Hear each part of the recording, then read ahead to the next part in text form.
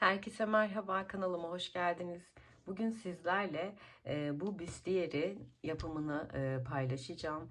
Instagram'da paylaştığımda çok güzel geri dönüşler aldım. Herkes bunun şablonunu istedi ama şablonla bakarak biraz zorlanacağınızı düşündüm. Birçok kişi de YouTube'da anlatır mısınız dedi. Aslında benim alanım çanta örmek. Olduğu için örgü kısmında biraz takılıyordum. Ama elimde böyle bir ip vardı. Folder ipi. Fold Marie. Ben de böyle bir büstiyerle değerlendirmek istedim açıkçası. Çok beğendim. Sizler de çok beğendiniz. Yapmak isteyenler kolaylıkla yapabilsin diye. Şöyle hemen boy ölçüsünü verecek olursam 41 santim. Eni de biraz geniş olsun istediğim için böyle tiril tiril oldu. 45 santimde en alttan vereyim. 46 santimde alttan kısmı, göğüs kısmını şöyle tam göğüsten itibaren de 38 santim diyebilirim. Bu şekilde arkadaşlar, bu benim yaptığım small medium, bedene rahatlıkla olabilecek bir ölçü. Ben şimdi şunu böyle kaldıracağım. Elimde az bir ip kaldığı için kızıma da şöyle küçük yapacağım. Kızım 4 yaşında. Ona göre bir boy yapmayı düşünüyorum. Hem de sizlere böyle anlatım yapacağım. Ama anlatım yaparken bir motifi benim yaptığım motif boyutunda yapacağım. Siz daha rahat anlayabilin diye. Zaten bir motifi yaptıktan sonra arkadaşlar o motifi karşınıza alıp rahat rahat bakarak yapabilirsiniz. Ya da videoyu başa sararak yapabilirsiniz. Hemen bir miktar omuz kısmını dikmek için ip bıraktıktan sonra bir zincirle sabitliyorum. Bu arada ufak hatırlatmamı da yapayım arkadaşlar. Kanalıma lütfen destek olursanız çok sevinirim. Beğenileriniz, yorumlarınız benim için çok çok önemli. Daha fazla kişinin önüne çıkabilmem için beğeni yorumlarınız gerçekten bana büyük destek oluyor. Kanalıma abone olmak tamamen ücretsizdir. Ve benim anlatımımla yaptığınız çantaları bana göndermeyi, beni etiketlemeyi lütfen unutmayın. Ben de gördükçe motive oluyorum. Hemen bir zincirle sabitledim. 4 tane zincir çekiyorum. 4 zincir çektikten sonra dördüncüyü unutmayıp 3 zincir daha çekiyorum. İpimi üstüne atıp 1 2 3 dördüncü zincirime arkadaki tek lobuna batarak buraya ikili trabzan yapıyorum. Modelimiz tamamen ikili trabzandan oluşan bir model. Aynı noktaya bir tane daha ikili trabzan yaptım. 2 zincir çekiyorum. Yine aynı noktaya, ilk battığım noktaya tekrar ikili trabzan yapıyorum. Şöyle ipimi üstüne attım. Yine aynı noktaya bir adet daha ikili trabzan yapıyorum. Şu an omuz kısmını yapacağız. İpimi üstüne attım.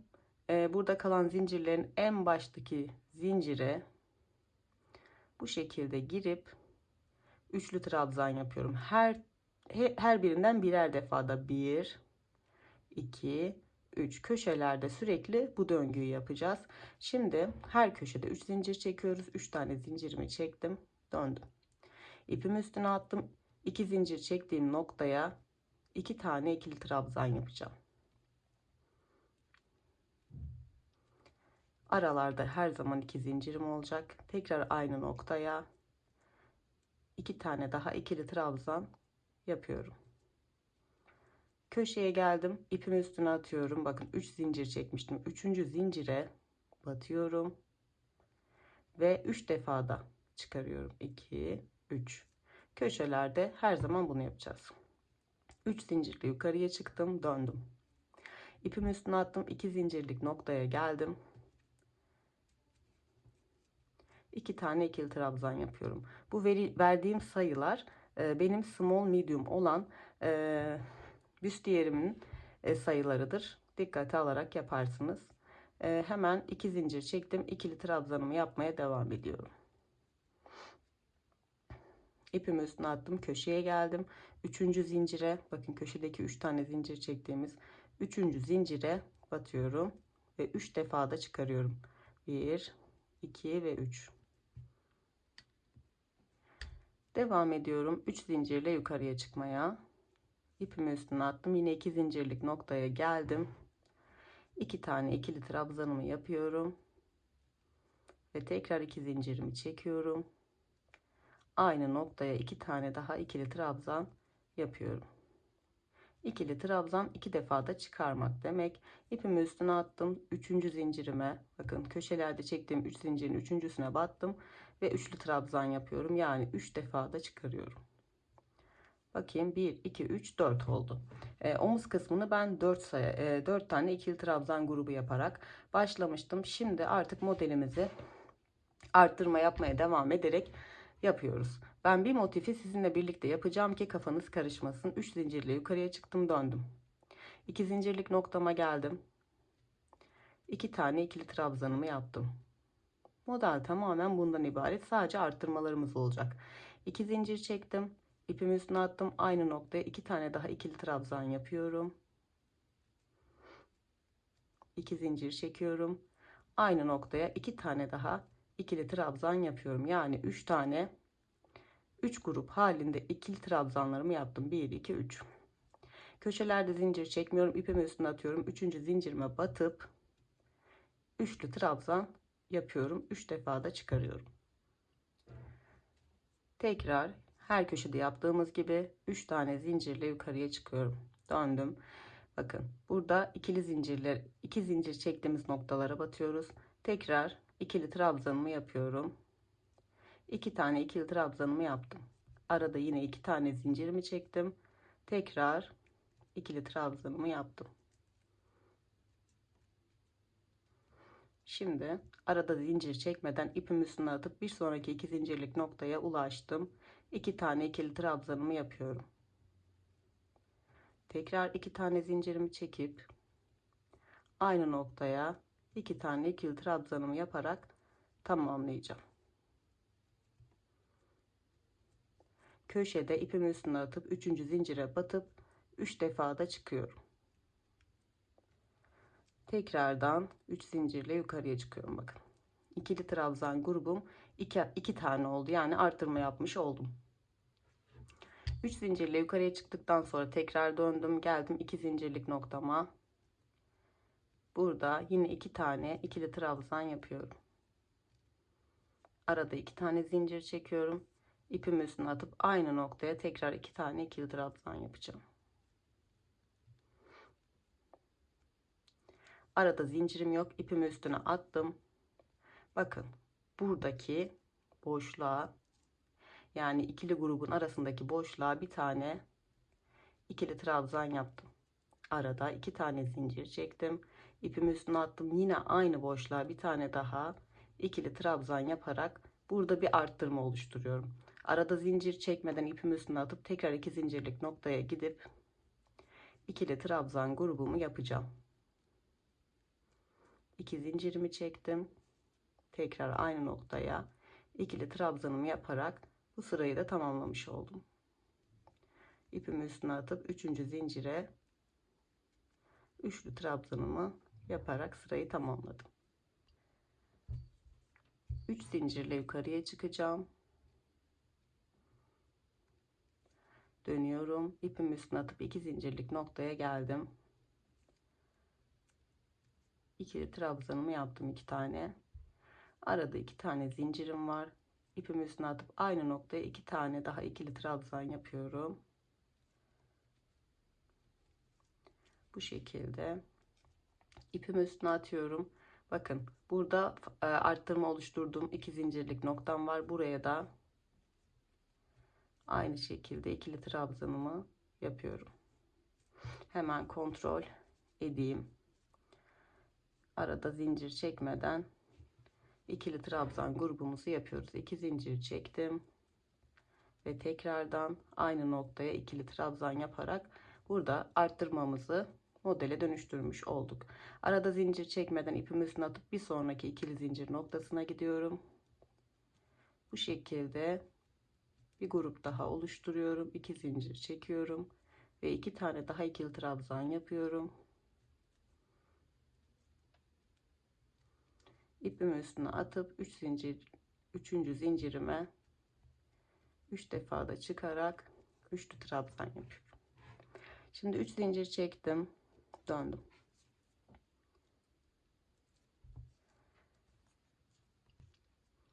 3 zincir çekip döndüm. İpimi üstüne attım. Aynı şekilde 2 zincirlik noktama 2 tane ikili trabzan yapıyorum. 2 zincir çekiyorum. İpimi üstüne atıp aynı noktaya 2 tane daha ikili trabzan yapıyorum. Arada, şimdi bu sırada arttırma yapmıyoruz. Arada 2 zincirimi çekiyorum. İpimi üstüne atıyorum. Bu şekilde 2 zincirlik noktama gittim.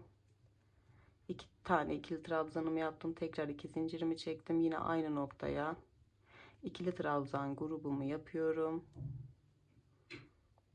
Bu şekilde 2 tane daha zincir çekiyorum arada. Artık aralarımızda 2 tane zincir olacak. İpi üstüne attım. İkili trabzan yapıyorum 2 adet. 2 zincirimi çektim. Battım. Ve üçlü trabzanımı yapıyorum köşeye. 1 2 3. 3 zincirle tekrar yukarıya çıkıyorum. 3 zincirle tekrar yukarıya çıktım. Yine arttırma sıramdayım. İpimi üstüne attım. İkili zincirimin olduğu noktaya 2 tane ikili trabzanımı yapıyorum. 1 2. Tekrardan aynı noktaya 2 tane ikili trabzanımı yapıyorum. 2 tane zincirimi çekiyorum. 2 zincirlik boşluğa geliyorum. Buraya 2 tane ikili trabzan yaptım. 2 zincir çektim. İpimi üstüne attım. Tekrar 2 tane ikili trabzan yapıyorum. Ve 2 tane zincir çekerek burada tekrar arttırma yapıyorum. Yine aynı noktaya 2 tane ikili trabzan yapıyorum.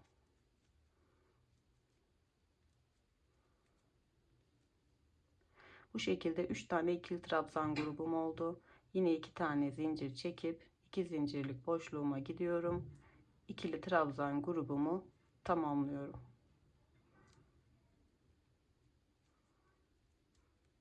O kadar kolay bir model ki ve gerçekten örümü çok keyifli. Bunu pullu iplerle de örebilirsiniz. Çok güzel olacaktır. Daha ince iplerle de çok güzel olacaktır.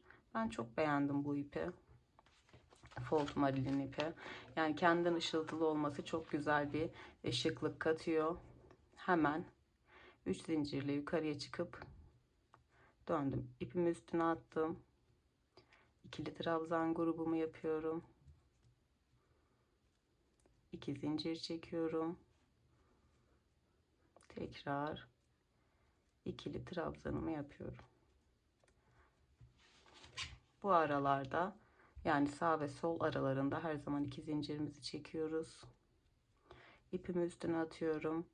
2 zincirlik noktama, bakın burada arttırma yapmıştık. İlk 2 zincirlik noktama geldim. Buraya ikili trabzan grubumu yapıyorum. 1 2 zincir çektim. Yine ikili trabzan grubumu yaptım. Burada bu noktaya giderken zincir çekmiyoruz. İpimi üstüne atıp direkt 2 zincirlik boşluğa atlıyorum. Yine ikili trabzan grubumu yapmaya devam edeceğim. Arada 2 zincirim var. Tekrar aynı noktaya ikili trabzan yapıyorum. Bu şekilde artırmış olduk. 2 zincirle köşedeki gruba geçiyorum. İkili trabzanımı yaptıktan sonra 2 zincir çekiyorum ve tekrar aynı işlemi uyguluyorum. Kafanız karışmasın diye bir motifi sizlerle tamamen yapmak istiyorum ki kolay bir şekilde bir motifi tamamlayın. İsterseniz videoyu tekrar geriye sararak yapabilirsiniz. İsterseniz de kendi yaptığınız motifi artık bakarak kolaylıkla 4 tane motif yaparsınız. Hemen yeni sıraya geçiyoruz. 11 sıra yapmışız. 12. sıraya geçtik. İpimi üstüne attım. Yine aynı şekilde devam ediyorum. 2 zincirimi çektim. Model aslında birbirini tekrar ediyor. Sadece orta kısımlarda arttırmalarımız olacak. Bu da sadece motif yaparken olacak. Artık gövde kısmına geçtiğimizde bunlar değişecek. Yani dümdüz örüp gideceğiz ikili trabzan grubu halinde. Şimdi 2 zincirimi çektim, ipimi üstüne attım, 2 zincirlik noktama geldim. Bu şekilde 2 zincir çekiyorum. Tekrar aynı noktaya ikili trabzan grubumu yapıyorum.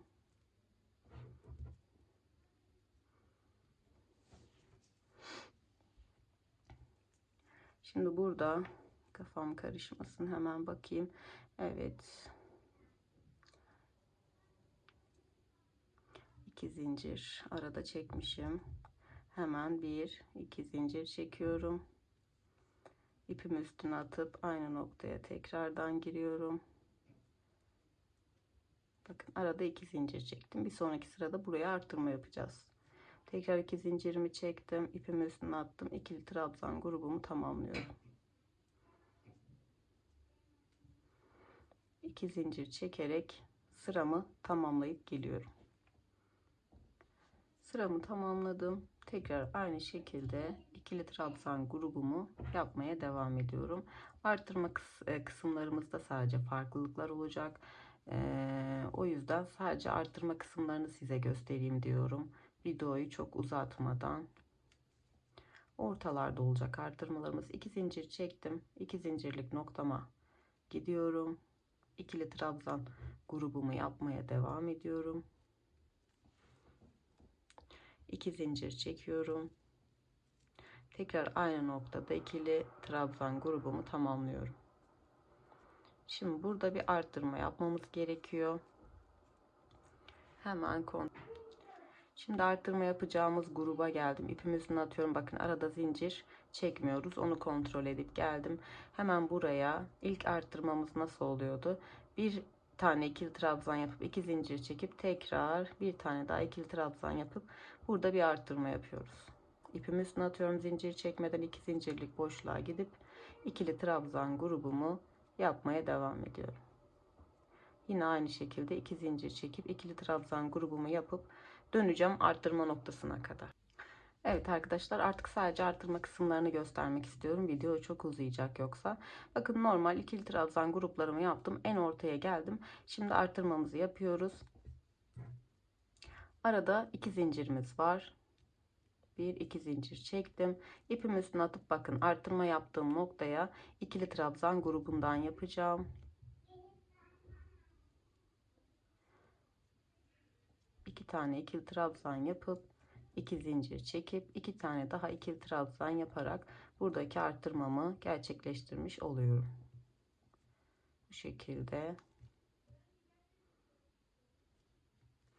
arada 2 zincirimi çekiyorum. Tekrar 2 zincirlik noktaya giderek ikili trabzan grubumu tamamlayıp tekrar dönüp buraya kadar geliyorum.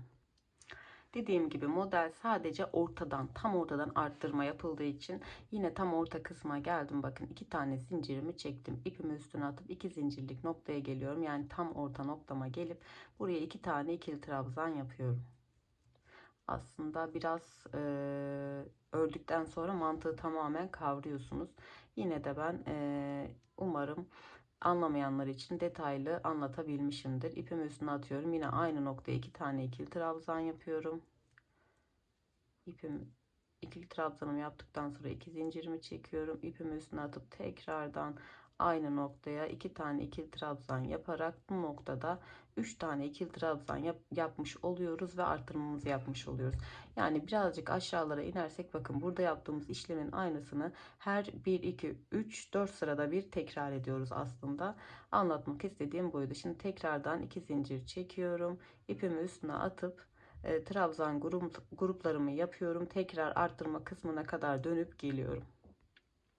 Şimdi artırma yaptığım kısma geldim. 2 zincirimi çektim. İpimi üstüne atıp 2 zincirlik, bakın burada 3 tane üçlü trabzan grubumuz vardı.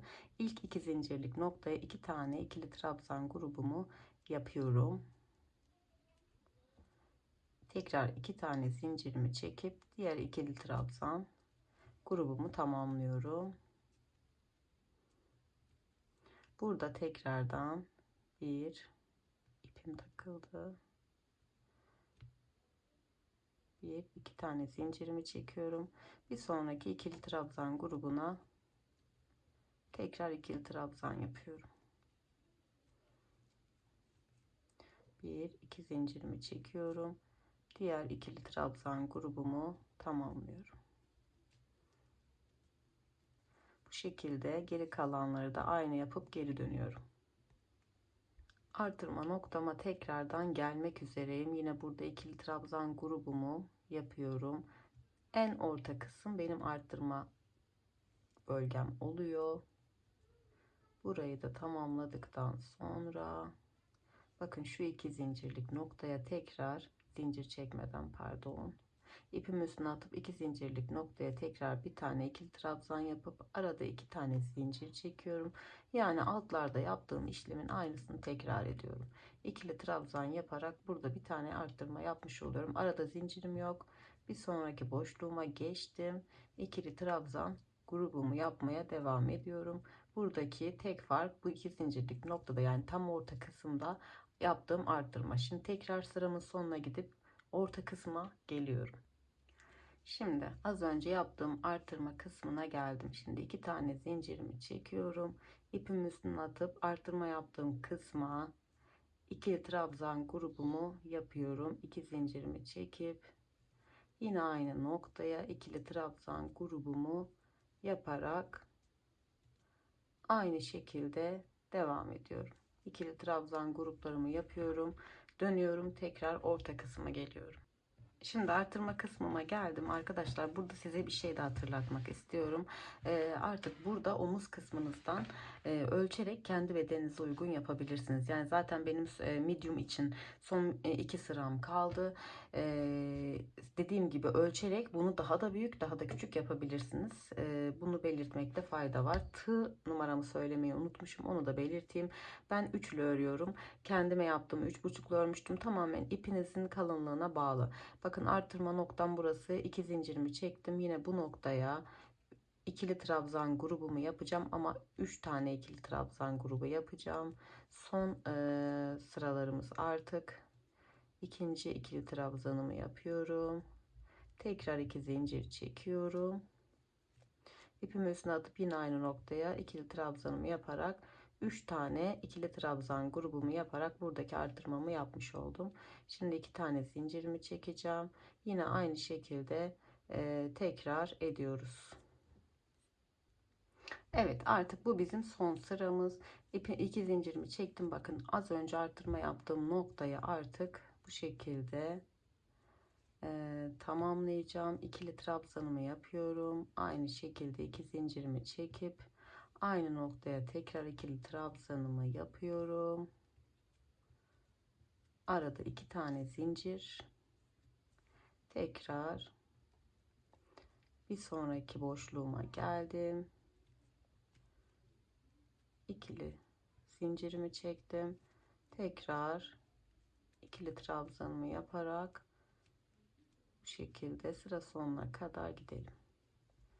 İki zincirimi çekip devam ediyorum.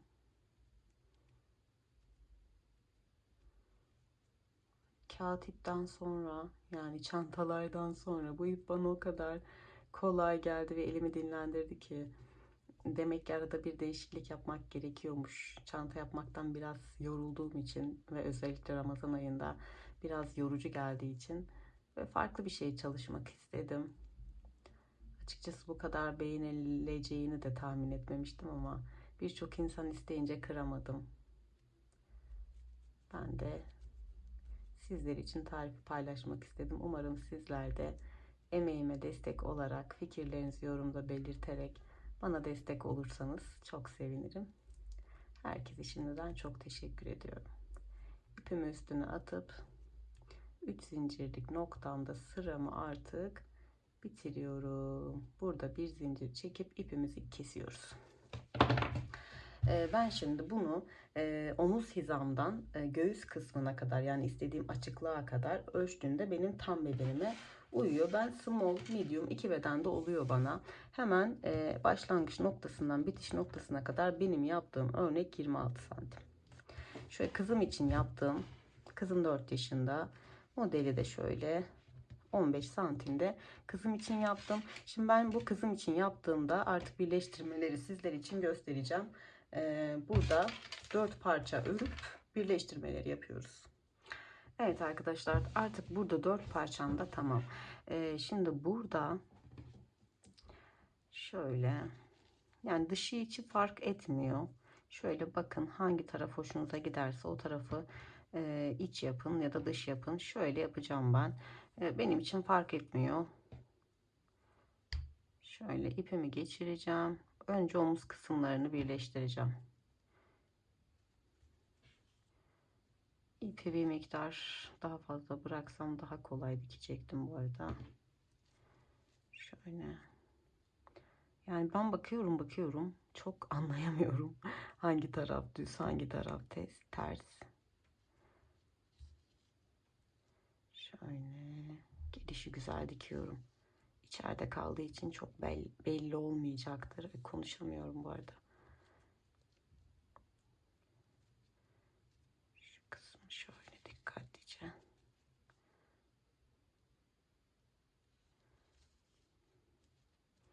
Bu şekilde bu ipten düğüm atıp diğer ipte de devam edebilirsiniz. Ama öncelikle burayı sabitleyip hatta ikisiyle birlikte devam edeceğim ben. Sadece omuzun birini göstereceğim. Diğerini de siz aynı şekilde dikersiniz. Daha sonra parçalara. Kusura bakmayın, sesim kısılıyor arada bir. Şimdi tekrar yaptıklarımın üstünden giderek burayı sabitleyeceğim. Dikişime takılmayın. Siz istediğiniz gibi dikebilirsiniz. Yani bir püf noktası yok. Sadece şu köşede biraz açıklık kaldı. Hoşuma gitmedi. O yüzden tekrardan gittim. Evet, şimdi istediğim gibi oldu. Bu ipi burada artık sağlamlaştırıp keseceğim. Şöyle yapayım.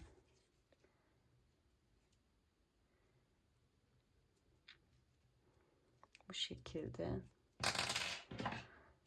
kesiyorum. Diğer omuz parçamı da birleştirip hemen geliyorum. Evet, şimdi omuz kısmını bu şekilde birleştirdim. Keşke birleştirirken şu iplerin birinin sağda birinin solda kalmasına dikkat etseydim. Kendi pislerimde dikkat etmiştim ama video çekerken insan birazcık heyecan yapabiliyor. Olabiliyor böyle şeyler diyelim ve dikmeye devam edelim. Şimdi bakın, öbür karşıdaki biten noktayla bu biten noktayı zaten ipten dolayı anlarsınız. Birleştiriyorum. Şöyle güzelce hep aynı noktalardan gireceğim birkaç defa.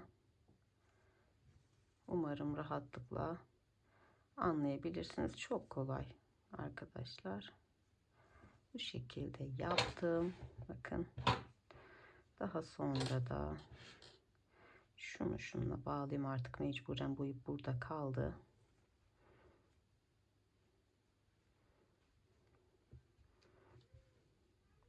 Bu ipi de şöyle sabitledim.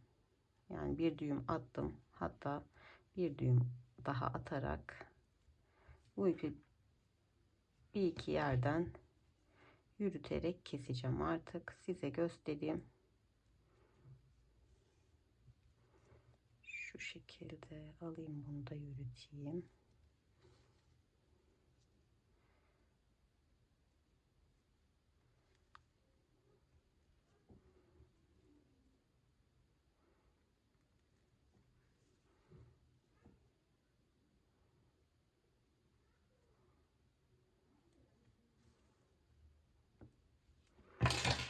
Daha sonra iplerimi, makine kesmiyor artık kağıt iplerden dolayı, bu şekilde yaptım. Şimdi aynı şekilde arkasını çevirip bu kısmı da aynı şekilde birleştireceğiz. Daha sonra bu kısımları da aynı şekilde, yani bakın tam bitiş noktasındaki 3. zincirden, bunu da tam bitiş noktasındaki 3. zincirden, bu aşamaları göstermeye gerek yok. Bunları da dikip geliyorum. Evet arkadaşlar, bakın çantam alışkanlık, ağız alışkanlığı, büstiyerimin önden, arkadan ve kol kısmından güzelce diktim. İplerimi gizledim. Şimdi artık büstiyerimi öne çeviriyorum. Siz bunu büyük büstiyer olarak düşünün. Hemen yaptığım işlemi sizlere göstereceğim. Artık işimizin en kolay kısmındayız diyebilirim. Şöyle şuraları düzelteyim. Evet. Şimdi ben sırt kısma gelecek taraftan başlıyorum. Sizler de tabii isteğe göre yapabilirsiniz. Gerçi her taraf aynı ama şöyle koltuk altı kısmına gelecek yerden başlayayım ben. Yani şöyle de olabilir. Şu koltuk altı kısmına gelecek yerden başlıyorum. Hemen 2 zincirlik noktama girdim. Bir zincir çeksem daha sağlıklı olacak. Bir zincirle burayı sabitliyorum. Koltuk altındaki 2 zincirlik noktaya geldim. Burada 1 2, ilkiyle de 3 oluyor. 3 zincirle başlıyorum. İpimi üstüne atıp buraya 2 tane ikili trabzan yaptım zincirimle birlikte. Arada yine 2 tane zincirim var. Bu şekilde ikili trabzan grubu yapıyorum. Artık modelimiz tamamen ikili trabzan 2 zincir, ikili trabzan 2 zincir şeklinde. Şimdi her bir modele atlarken aralarda mutlaka 2 zincir çekiyoruz. Unutmayın, model toplanmasın. Bakın, bir sonraki ikili trabzan grubuma geldim. Yine aynı şekilde 2 zincir çekiyorum. Ve tekrardan ikili trabzan grubumu yapıyorum.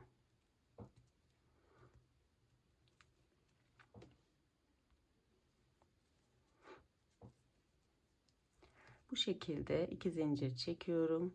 Devam ediyorum. İkili trabzan grubu yapıyorum. Tüm büstiyerimin etrafını dolanıyorum. Aynı şekilde geliyorum. Bu kısımda da arada 2 zincir çekip dönüyorum. Başlangıç noktasına kadar ikili trabzan gruplarımı yapıp arada 2 zincir çekmeyi, ortalarında da 2 zincir çekmeyi unutmuyorum. Hemen tamamlayıp geliyorum. Evet, sıramın başına geldim. Yani başlangıç noktama geldim. Bakın, burada 2 zincirimi çektim. İlk başladığım noktaya giriyorum. Bakın, 3 zincir çekmiştim ya, onun dibindekine giriyorum. Buraya bir tane ilmek kaydırma yapıyorum. Bu şekilde. Daha sonra 3 zincirle yukarıya çıkmıştık. Bir tane zincirin içine batarak bir tane daha ilmek kaydırma yapıyorum. Daha sonra bakın, üstteki gruba da bir tane ilmek kaydırma yaptım. Hemen 2 zincirlik noktama girdim. Tekrar yeni sıra yapıyorum. Bakın. 1 2 3 ipimi üstüne attım. Bu noktaya 2 tane ikili trabzan yaptım zincirimle beraber. Tekrar 2 zincir çektim. Bu şekilde ikili trabzan grubumu yaptım. Şimdi arkadaşlar, artık burada gösterecek hiçbir şey kalmadı. Büstiyerime istediğim boyuta ulaşana kadar artık öreceğim. Ben örüp tamamlayıp hemen geleceğim. Burada da bakın, sıramın başında yukarıya çıkmadan önce ne yaptım? 2 zincir çektim. Dip noktasındaki 3 zincir çektiğimin dip noktasına batıp ilmek kaydırdım. Bir ilmek kaydırmayla bir tık üste çıktım. Daha sonra da şu üstteki tekli trabzanın tepesine battım. Daha sonra zincirli noktama artık zincir çekerek 3 tane zincirle yukarıya çıktım. Yani modelim bu şekilde. Artık istediğim boyuta ulaşana kadar size ölçülerini de vermiştim. Bu ilmek kaydırdığım kısım arkada kalacak ve hiç belli olmuyor gerçekten. Yani arasanız bulamazsınız, öyle söyleyeyim. İstediğiniz boyuta ulaşana kadar, yani büstiyeriniz kısa olsun isterseniz daha kısa, pantolon üstü ya da bunu dümdüz örüp elbise de yapabilirsiniz. Hemen ben de örüp bitirip geliyorum. Evet arkadaşlar, ben kızım için yaptığım büstiyeri bitirdim. Böyle bu kısmı çok küçük yapmışım. Denerken olmadı. Tekrar birkaç sıra daha gittim. Yani ekstradan 3 sıra daha yapıp daha sonra gövde kısmına geçtim. Ağız kısmında şöyle ters sık iğne tekniği kullandım. Ağız kısmına istediğinizi yapabilirsiniz. Kendi büstiyerimde kullanmamıştım. İlk biraz arttığı için de kullandım. Böyle bir büstiyer oldu. Hemen, kızım 4 yaşında bu arada.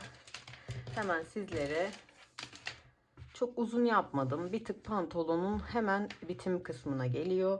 33 santim yapmışım tam. Arkadaşlar, böylece bir tarifin daha sonuna geldik. Bir sonraki videoda görüşmek üzere. Kendinize çok çok iyi bakın. Hoşça kalın.